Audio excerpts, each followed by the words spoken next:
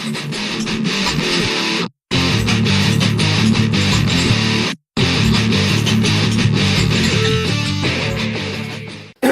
guys, welcome to this week's how-to video. Little late, unfortunately had some technical issues with this video, so this is the second time I'm recording it. What I'm going to be doing this week is we're going to be going through how to spray paint rocks with an air gun. Now what you'll need for this is a rock, what you done made earlier. Some paints. I'm using Army Painter's Uniform Grey, Army Painter's Ash Grey, and for a small bit of effects later I'm going to be using Army Painter's Werewolf Fur. You'll need 3 cups or things to mix your paints in so that you can use them with the airbrush. Something to spray your excess paint in, some clean water and some water to wash your brush in. You'll also need a bit of blue tack. The reason you'll need a bit of blue tack is simple. If you've been making your rocks from foam like we did in the last video, they are very light and very stable, but they will blow away in the wind. Whee! So having a bit of blue tack will help with that. I've already base coated the model. Base coating is fairly simple. You just paint it black either with a brush or with your airbrush. Now I'm going to go with the grey paint. I'll make quite a bit of this because I'm covering the whole rock. Roxy? With the paint, the consistency you're looking for is about that of skimmed milk. You want an old paintbrush just to mix it, or something of that ilk. You see there it's quite thin. If I drag up the side, I think it's a little bit thick. I'm just going to add a tiny bit more water.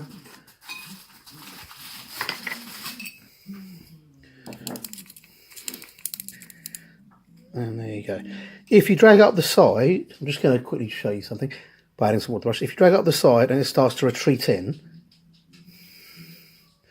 then like that, that's a solid indicator that you've made it too thin.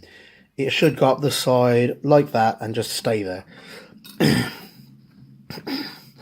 So that's a neat little trick for being sure you've got the right paint consistency.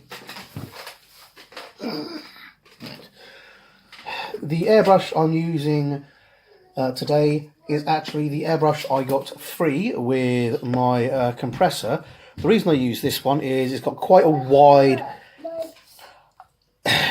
cone of effect. It's got quite a wide spray, and it has quite a large hopper to allow me to put paint in. So for painting scenery and for base painting large amounts of models, it's actually really quite good.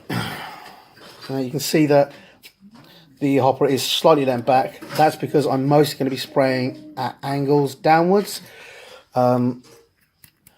And that will help stop the paint falling out. Right, just going to check it, make sure.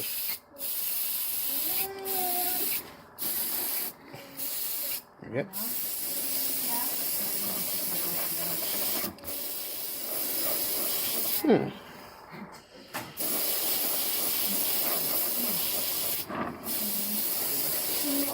A little bit of flow issue there. I'm just going to add a bit more water. Must have made it a bit too thick there.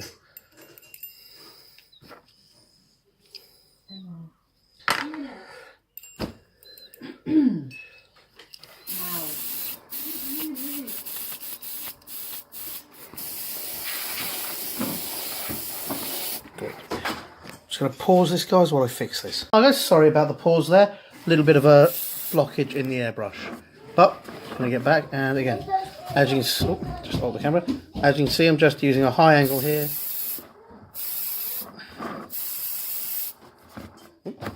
Running away.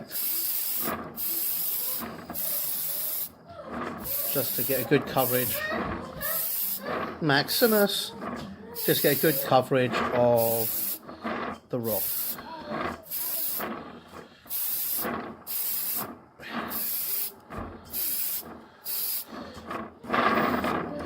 I'm giving the top of the rock a reasonably flatter look, but that's because I'm going to give it a few more dimensions with the lighter grey in a moment.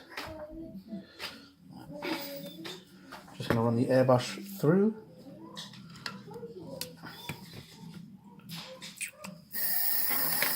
So I'm just going to clean the airbrush a little bit before I put any more paint in it.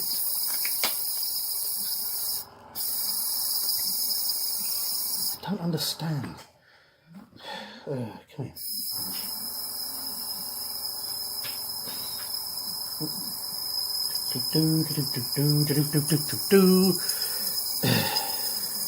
Come on, clean through, you little sausage. Apologies, I'm having a little bit of trouble with my airbrush. I painted with it earlier and I've got a bit of a blockage issue. I think I've cleaned it out now.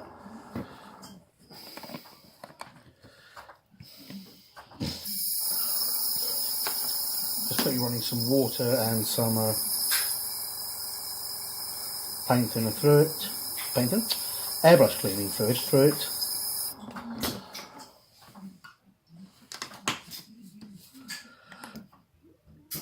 And then I'm going to go over the rock with the ash grey.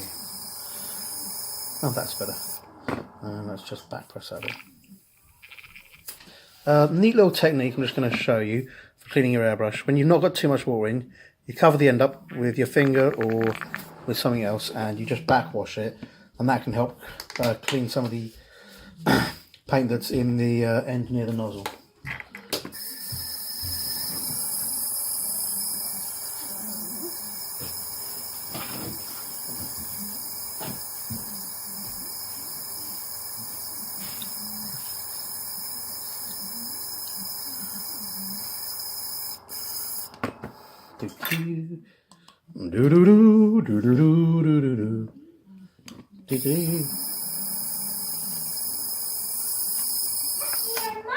And there you go.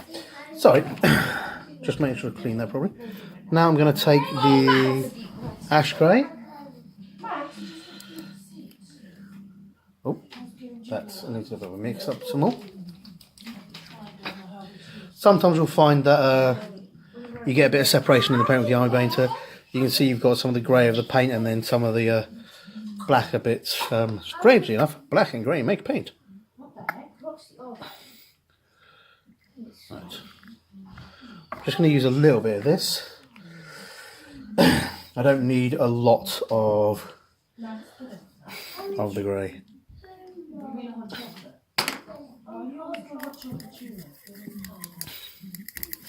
You can see as I mix it up, it returns to the appropriately light grey.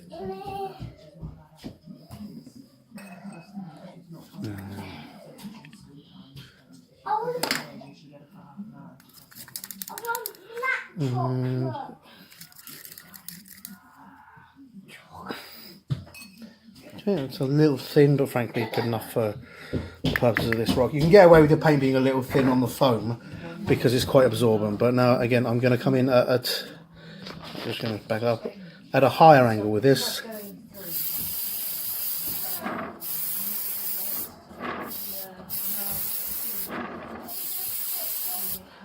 Now what I'm doing up here is I'm doing a back and forth motion. Some people like circular. I tend to prefer just a back and forth motion. Now as I paint, you can see initially I've given the rock coverage up and down, but as I get lighter I'm just covering the higher areas of the rock to give it more of a three-dimensional shadowed appearance.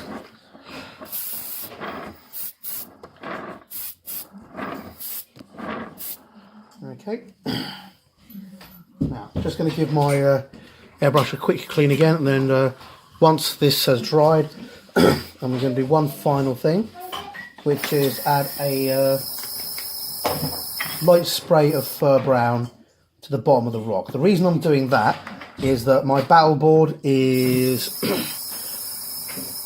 basically brown.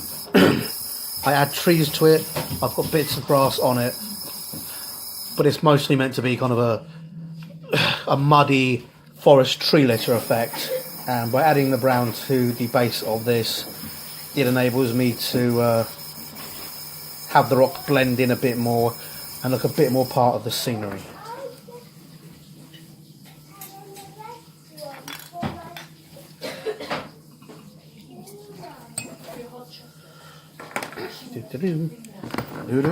Oh, sorry, just knocking the video there. Sorry, I'm just changing the angles every now and then to try and give you a good view of what I'm doing.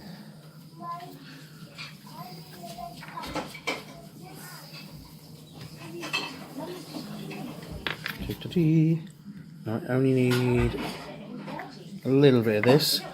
Don't worry if you mix up too much paint, it's not the end of the world, but I try to guesstimate about the right level of paint I want, and I always end up with a bit of spare, but as time goes by you'll get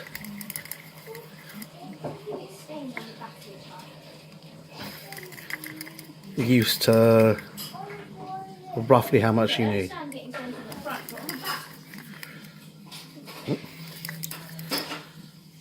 Okay, that's not too bad. Right.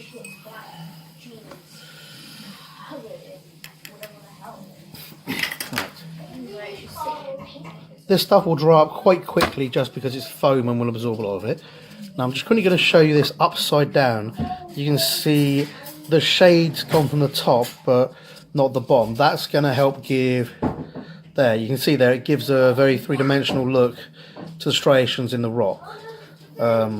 That's on purpose, that's what you use the angles for, and that's another reason why I tend to use this cross brush thing, because it really helps give a lot of effect. Now what I'm going to do now, I'm going to take this and I'm just going to hold it at the bottom of kind of the cone of spray, so that the cone of spray is literally just clipping the edge of it.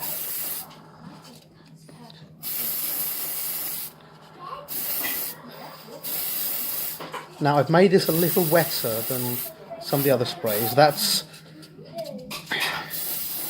a little thinner. That's on purpose because I want it to look like more like splattered mud than burnt colour. So making it a little bit thinner gives it a little bit more translucency.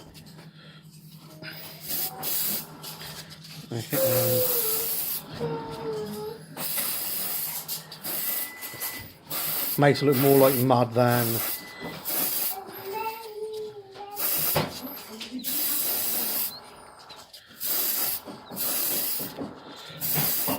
the bottom of the rock being just brown.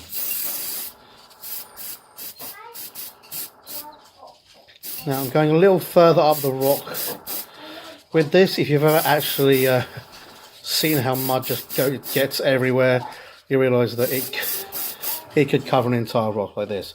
But there you go.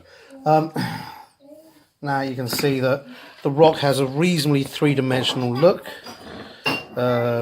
It looks a little lighter on the camera than it does in real life, but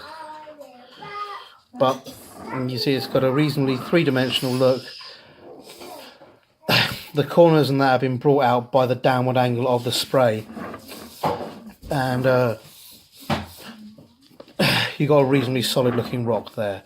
I'm going to bring out some more of the areas of the top later by putting some flock on it and some moss on the corners to accentuate those, but here you have basically a quick airbrush rock. There are ways to do it that are far more complicated, where you end up airbrushing along the lines and dry brushing, but if you're like me and you've got a lot of rocks to get and you just want to bang some stuff out on the on the battle board, this is more than adequate. Hope you guys enjoyed this video, and I'll see you on the next one. Hi guys, hope you enjoyed that video, and if you did, remember to like and subscribe to my channel. I'm also on Facebook and Twitter. I'm not sure why, but I am. So if you like it, see me there, and please tell your friends. Thanks very much. Bye.